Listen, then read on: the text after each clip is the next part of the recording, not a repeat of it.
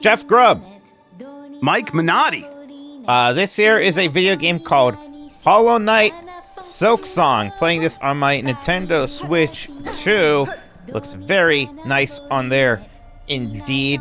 There's my favorite character over there. Sherma Latte? Isn't that drink you like?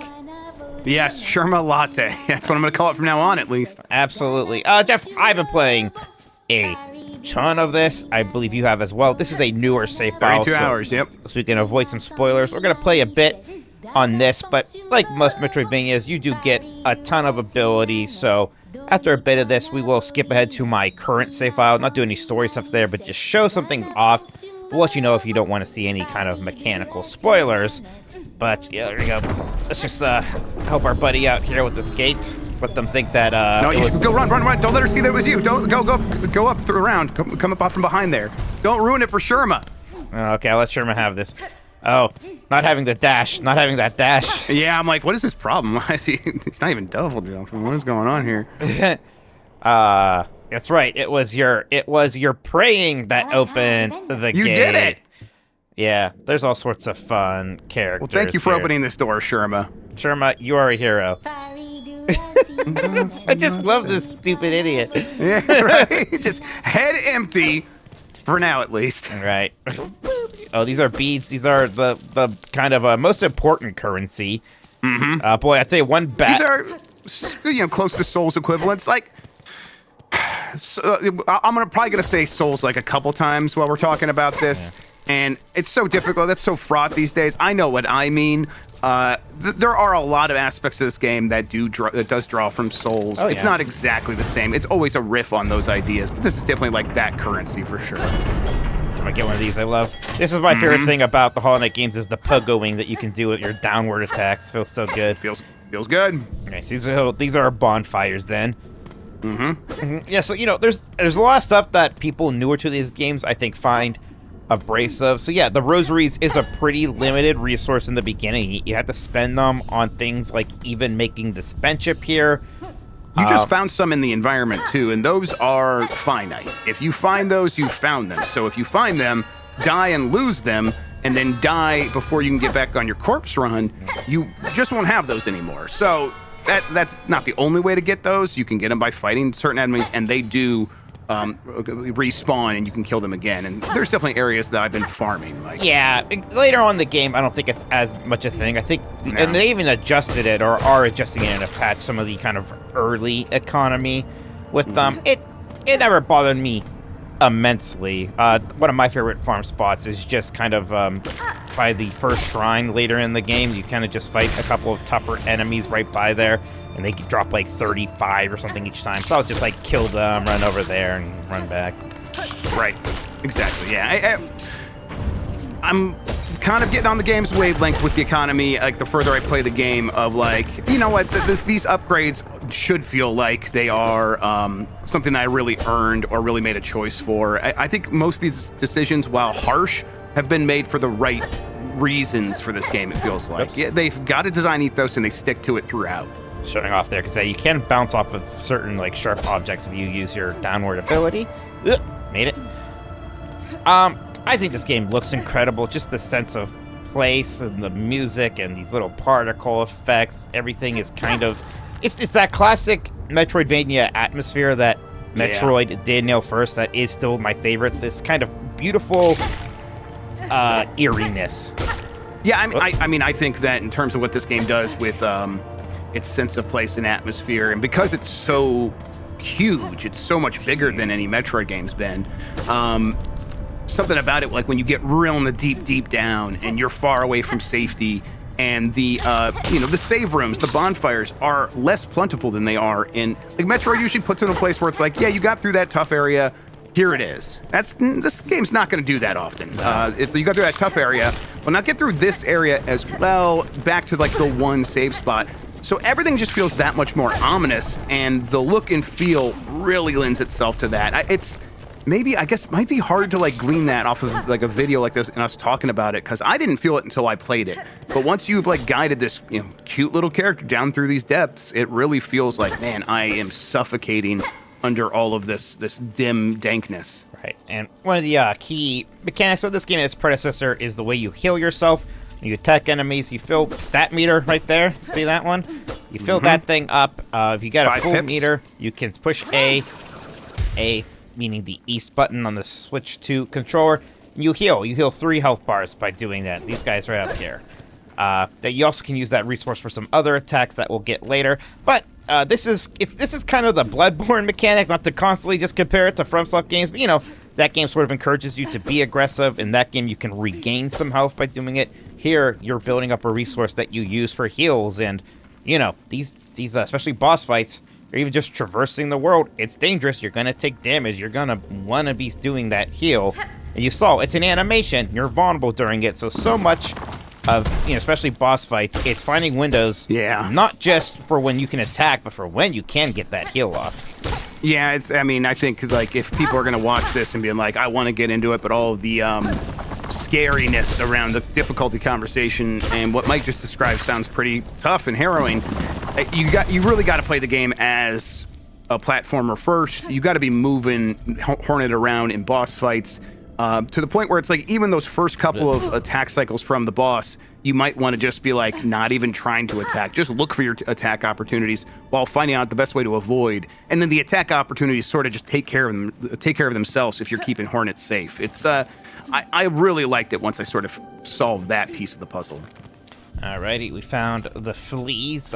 These guys are basically going to explain one of the game's collectibles. There's all sorts of fleas hidden around the map. If you find them, they will be When you find them, they go, "Aroo!" It's very cute. And it's something you want to be doing. You should be looking for these fleas for sure.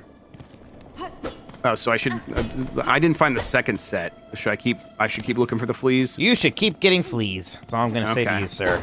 All right. Look at that. Found a big one. We found something here. How about that? Look at us go. All right. See what we see. Oh, man. Certain game builders would be so upset. Breakable wall. I will say, like, it's not too often that super necessary stuff is behind these. A lot of times it's extras, right. but also, you know, I think it's fun. But, you know, that wall looked a little suspicious to me. Why was there a little looking cranny there going nowhere, right? Like, I don't know. I understand the game's language. Yep, and sometimes every time one of those rosary beads falls into the spikes and explodes, I get a little sad. Right. So, you know, later in the game, I'll show you. You kind of get a system for equipping badges or tools, as the game calls them, that gives you certain perks. And one of them is to have the rosaries magnetically attached to you. I have that one on always. Same here, yeah. And even then, some will still fall into the spikes, but a lot less do. Because of the tool system and sort of the equip system, you can sort of spec Hornet into like playing along the way you've played. You were describing, Mike, just the health regen system. I do get aggressive a lot of time during combat, and so I'm building up a lot of health, but also I'm often taking a lot of damage just because I'm impatient. And so there's like one little upgrade I got that's like, if I take damage, it will add a little bit to my silk meter there, making it more likely that when I get hit, there's a chance I'll be able to immediately a heal because maybe I was like one hit away, and so I'm like, okay, that plays to my aggressiveness in this game, and I really appreciate that. There are definitely other ways of playing, and the game will accommodate that as well. All right, so went down one path there that kind of ends in a dead end for now, but we found a bench. We found where the fleas are, so that's okay. So let's go look. The other kind of thing that I think throws some people off is the way the map system works in this game. Like right now, I don't have a map. There's usually it's a character, and she's hiding. It's not hiding, but she is somewhere specific in each of the main areas, and you have to find her and then buy that area's map from her. And then on top of that, in order to see where you are in the area, you have to equip a specific pin. Again, that does that. Oh, look at that. We got our first shoal. Yeah. Shoal. Tool. Whatever they're called. Shard tool. Sure. There we go. Oh, I do love just bouncing, man. Wow, yeah, look at that. Yeah. She's doing damage. Hornet's a good character, too. I just like the way she looks. It's a great design. Striking red. Whoop. Oh, yeah, heal. God, I have another. Right now on my main file, I have a tool that makes that animation faster, which is very nice. So not having that right now. I would like that. That'd be good. That Oh, would it's help good. a lot. Oh, it's helpful. Instead, I use one that hurts people when you heal, and I like that one a lot. But it's like much more like I cannot be thinking I'm going to use that. That just if that happens, it's great. If I hurt them, that's a bonus. But otherwise, I tend to put myself in danger when I shouldn't be. Drop. Did it. That. Dang it. Take that. Ooh. Okay. Metroidvanias, they should have a dash. Do you think they should always have a backdash, or I guess this one doesn't have a backdash, and I'm doing just fine. Oh, I'll show you something later. They should definitely always have a dash as one of the abilities. Yes. And remember how mad everyone gets that circle of the moon? Oh shit, I shouldn't have done that. Yeah. Because it doesn't. Right, it has the double tap to run, which I like too. That's good. Okay, so you hear that? Ooh, I hear somebody. See these little rings up there? Yeah. So that's what, it's like, yeah, you don't have a map, you don't know where this map lady is, but there are hints. There are ways to figure it out. It's too early to have the needle in, right? No, oh yeah, that's way later. Whoa. Shanka! Edge is sharp and sense is keen! In my land, that is the way warriors greet each other. For though you are a child barely hatched, you are also a warrior. Your stance, your weapon, your movements all proclaim it so. You have keen sight for my skill bug, but my childhood has long since passed. What has happened here? I see signs of battle all around. So I like the dialogue in this game a lot. I like that a lot of characters actually talk very formally in this kind of weird. They have all kinds of different dialects, all kinds of different accents. But there's a lot of formal language. Yeah. It's taking itself pretty seriously. So yeah, as we can see here now, I can in fact buy maps. And I think this is one of the roughest parts of the economy is this very beginning here, because you want to buy a lot of this stuff. This quill here is what helps you fill in the maps to areas Otherwise, you've been the maps to. look real dumb. They're kind of still not useful until you get the quill. This right here is that compass I was talking about, which shows you where you are on the map. So you kind of immediately wish you had 300 beads to spend here, but it's okay.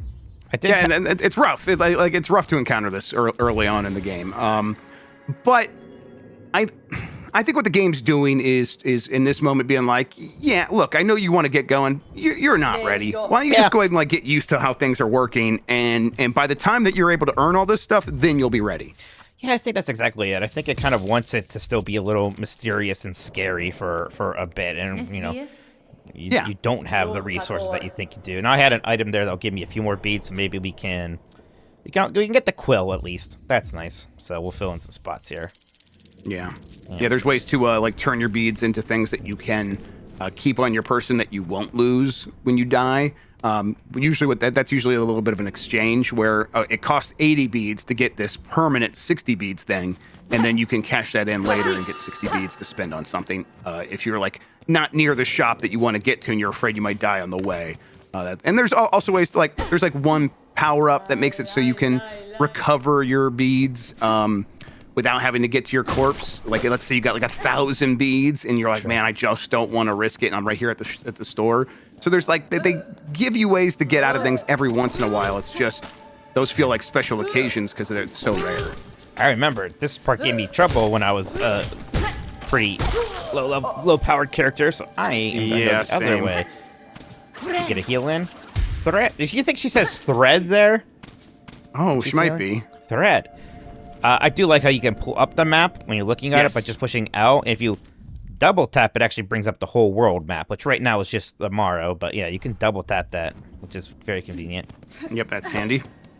So you see a sign here. What does this mean? Mm-hmm. Oh, it's actually going to mean a boss fight. No spoilers, but... Oh, yeah. I forgot that you fight him. Oh, I think we don't even... Actually, I think we have to get, an ability to help with fighting first. Yeah, we can't just do it They have a good way to get some silk, though. There you go. Oh, you're right, actually. That was just silk. But, yeah, that's... spoilers. That's going to be our fast travel situation in the game. Now, I don't have the one pin. Of. Yeah, one of. But I do generally know where I am. Actually, I think we are going left, huh? You can do it. I'm scared. I do like doing this just for movement. Yeah, just everything. But I mean, eventually, once you have a full kit, moving, horning around feels real nice. There we go. I think you were talking about the formal language and how the game's taking itself seriously, and it feels like every decision that they make about how to build the game and whether or not to take themselves seriously. It feels like they do have like a guiding answer there, which is like, we want this to feel like a real living world. We want it to feel ominous and mysterious, like we were talking about as well. And they're like, okay, so what's the right choice when it comes to how these characters should talk? It's like, you know, there should be it should feel like there's culture and civilization here, and it really does feel that way a lot of times. Okay. Oh bullshit! Oh no! It's fine. It's fine. It's fine. It's fine. Yep, you're good. And you got in full health. There you go. That's that enemy right there. And that's later on. I'll get some ranged help with some tools, and it will hump with that jerk. Yeah, and it's like a lot of enemies like that. It's like, I'll just get in close and he'll lob it over me, and like, no, not that one. That one adjusts to like where you are. It's a pain in the ass. Go up. There are a lot of different enemy types. I was doing a quest where I was supposed to track down different enemy types, and it's like I got to 100 pretty quickly, and that number is still growing. I could have had the map for here, but I wasn't able to afford it yet, so it's okay. Right. That'll make do. Yeah, we'll pick up some beads on the way. Yeah, there are some traps around here.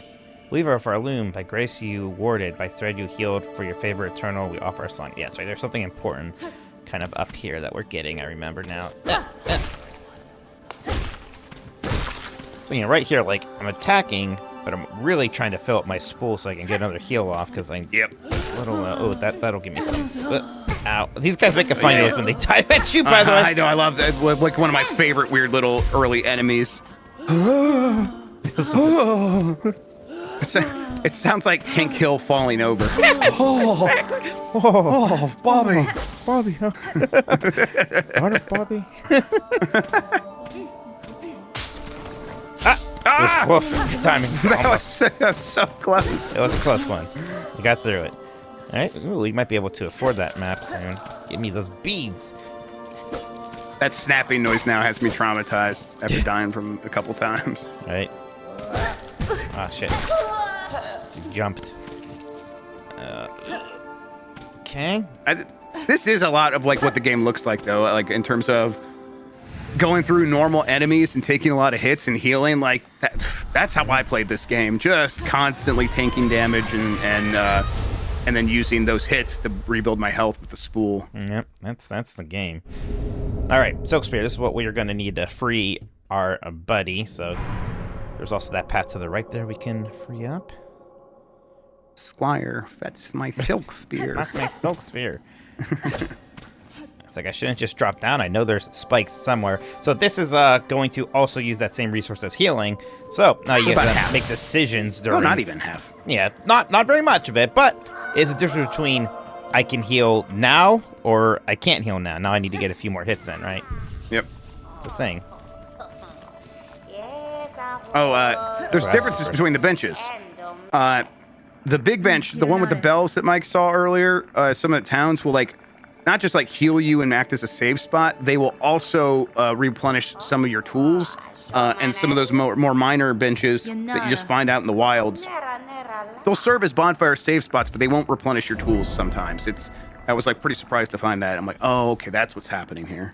I think I never noticed that, but that makes sense now. Yeah, it's like a couple times I'm like, why is this tool not working on this boss fight? I'm like, oh, it must be that. That person just gave me a quest, so you do have some of those. Yep. Well, all right. Yeah, they're called wishes, right? Was it called the wish there? Yeah, they're called a wish.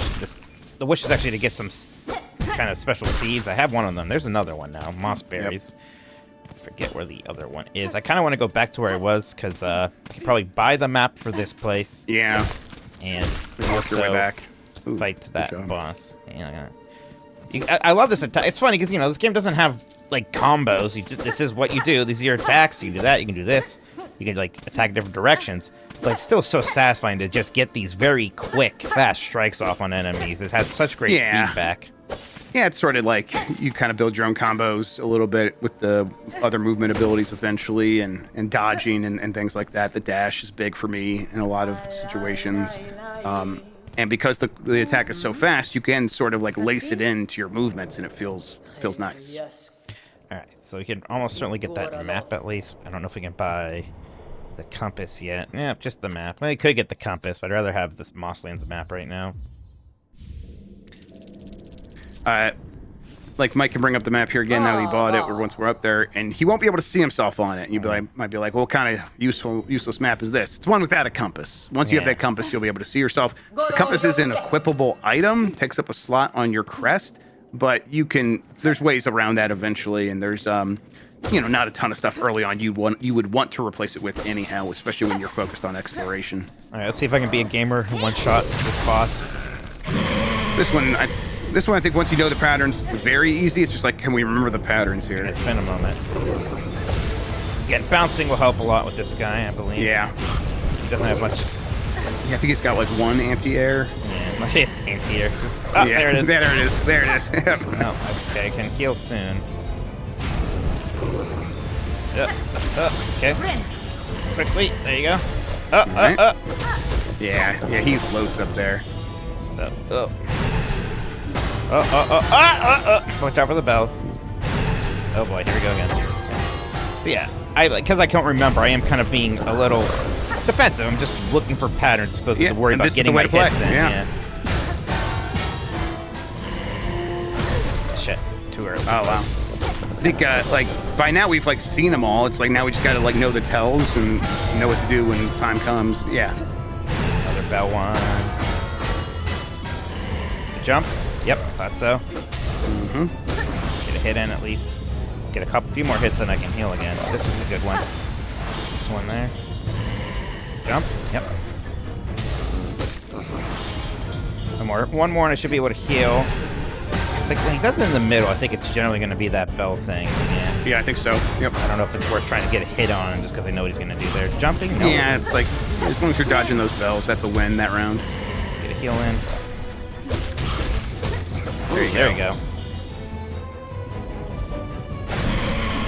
Oh.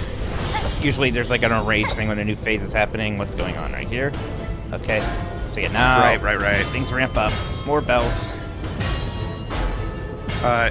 What Mike's doing here is also like a pro strat, I think.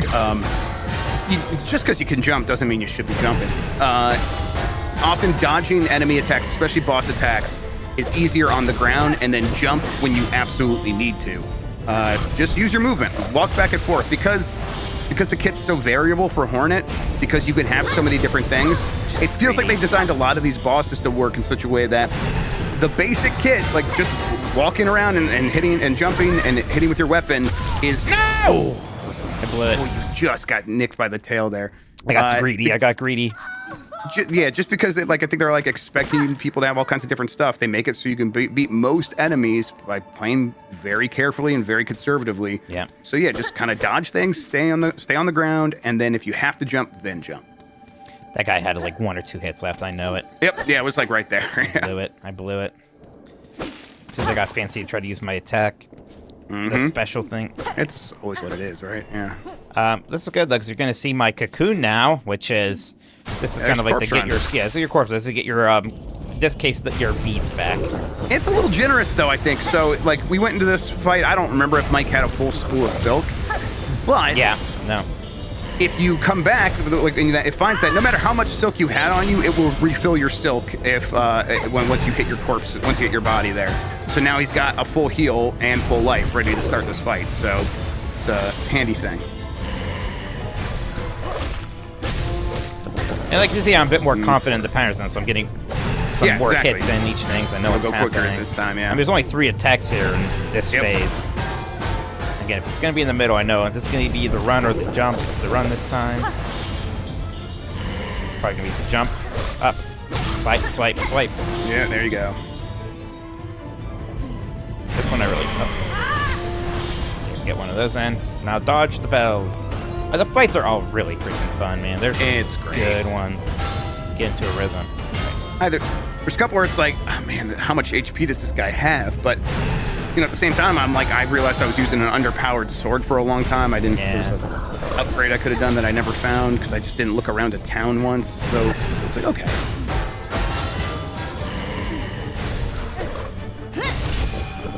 Oh, yeah. I was going to drop on me. Oh, good. Yeah, see? Just stay on the ground and don't panic. That's like I said, pro strat. It was a clean run. I don't know if I got hit there. Yeah, that rolled. Might be flawless. God, it's so freaking good. This guy's gonna be my friend now. Yeah, that's right. God, we got something for this.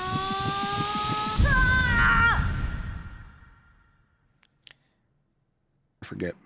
Yeah, right? What is it? Dramatic flash there. Oh, that's right. I forgot you kind of go into these dream realms sometimes for when you get items. Get up. Oh, shit. Let me show you. You can kind of, grab the ledges and you jump right at the time you do this thing. Yeah, that's fun. Yeah, it feels good. Up we go. Up we go.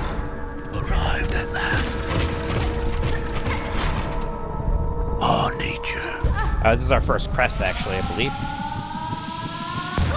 Sorry, boss.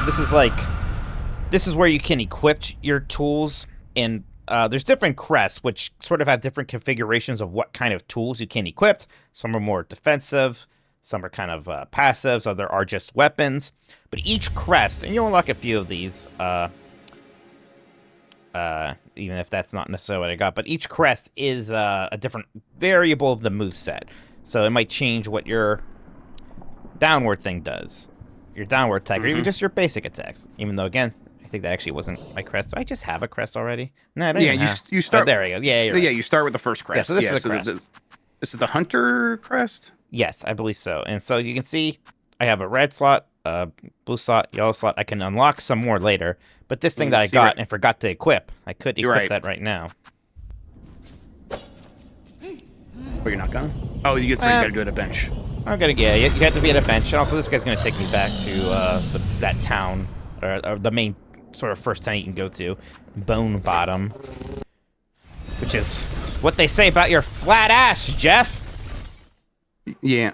Sorry, I'm getting yelled at. But your joke about my fat ass was very funny. This guy was very scared. It's fine, bud. You're okay.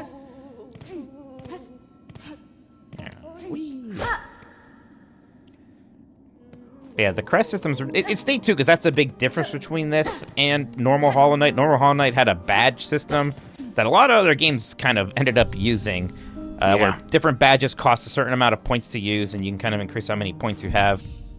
It's a completely different. The Call of Duty Pick 10 system, right? Yeah, exactly. This is a completely different system, but it's very neat. Yeah, this town is very chill, interesting. This guy is your shopkeeper. I don't know if... Again, I almost want to save my money for the other friendo. These masks, you get 4 of those, life up.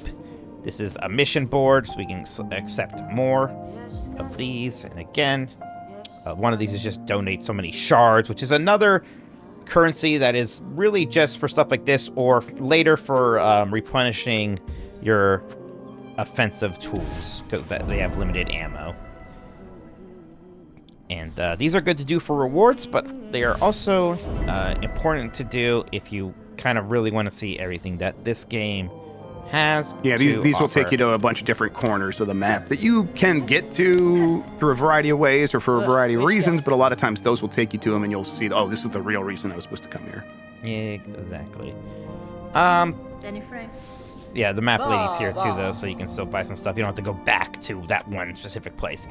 I would like to maybe show you my later save file now, Jeff, so you can get a sense of I would like that, yeah. Show me some stuff. What this game looks like a bit more advanced. If people are hopping off now, though, because they don't want to see the mechanical spoilers of what Hornet's capable of late game. Like 30 hours in for me, yeah. It's a lot. 30 hours in.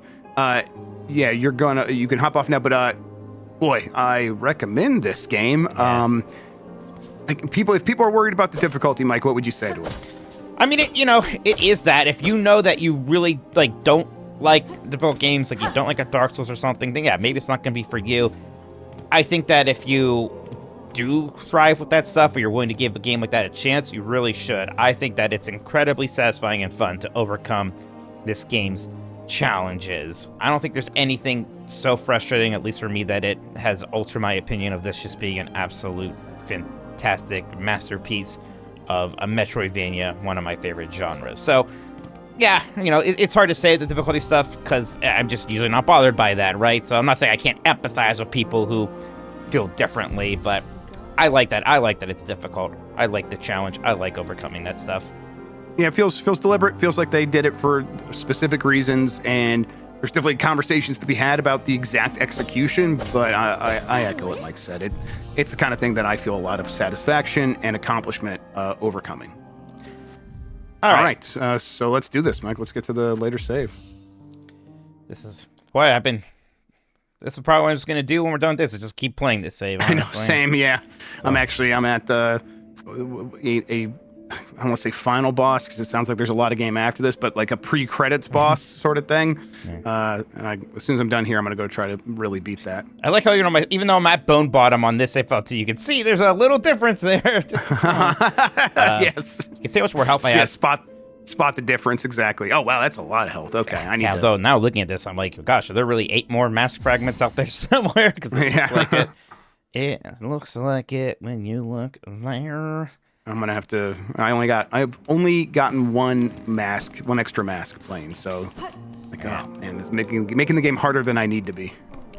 So this dash feels so freaking good. Just jumping out of it too. Feels so good. So you just push the button once you dash, but you hold it down, you get into this run automatically. You jump out of it. It's fantastic. You can actually stop holding left or right. Actually, you can just hold down the dash button and it'll dash. So we're talking about the crest. I have the Wanderer crest on. This is the one that basically is the Hollow Knight 1 moveset.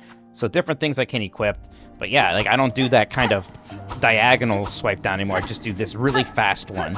And maybe it doesn't do as much damage, I don't know, but it's very fast and it makes it very easy for me to pogo off enemies, which is something that I love to do. So I think it's kind of about these weaker, not very long range even, just very fast swipes. And I find that super satisfying. Now, Jeff, you said no backdash. Whoa!